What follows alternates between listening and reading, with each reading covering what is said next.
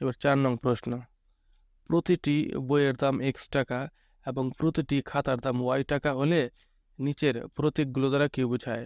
1 নম্বরে 5x + 3y টাকা কি বোঝায়? সমাধান। এটার দ্বারা বোঝায় যে x দ্বারা কি বোঝায়? বইয়ের দাম, y এর দ্বারা খাতার দাম। এই যে প্রশ্ন দেওয়া আছে, তাহলে এই 5x দ্বারা হচ্ছে 5টি বইয়ের দাম, আর 3y দ্বারা হচ্ছে 3টি খাতার দামের সমষ্টি। যেহেতু মাঝখানে প্লাস রয়েছে, এই প্লাস থাকলে আমরা সমষ্টি বলবো।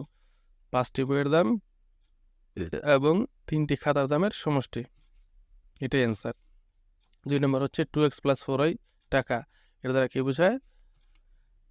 এর দ্বারা বোঝায় 2টি বইয়ের দাম। যেহেতু 2x, 2টি বইয়ের দাম, বইয়ের দামকে x দ্বারা বোঝানো হয় এখানে।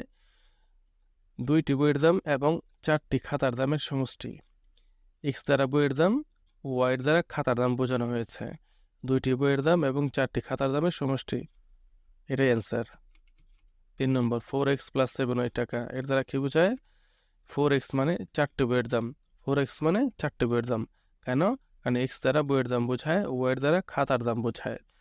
তাহলে বলতে পারি 4টি বইয়ের দাম এবং এখানে 7y মানে 7টি খাতার দাম। এখানে 4 যদিও উঠে গেছে, টাইপিং মিস্টেক, এখানে 4 হবে না, এখানে 7 হবে। 7টি খাতার দামের সমষ্টি, যেহেতু যোগ রয়েছে এখানে যোগ দিতে হবে, এটাই অ্যান্সার। 4 নম্বর হচ্ছে 6y + 2x টাকা, সমাধান। 6y + 2x টাকা এর মানে 6টি খাতার দাম, y দ্বারা খাতার দাম বোঝায়, y দ্বারা 6টি খাতার দাম এবং 2টি বইয়ের দাম, x দ্বারা বইয়ের দাম বোঝায়। এই যে প্রশ্নের মধ্যে 2টি বইয়ের দামের সমষ্টি, সমষ্টি মানে যোগ আছে এই জন্য সমষ্টি, এটাই অ্যান্সার।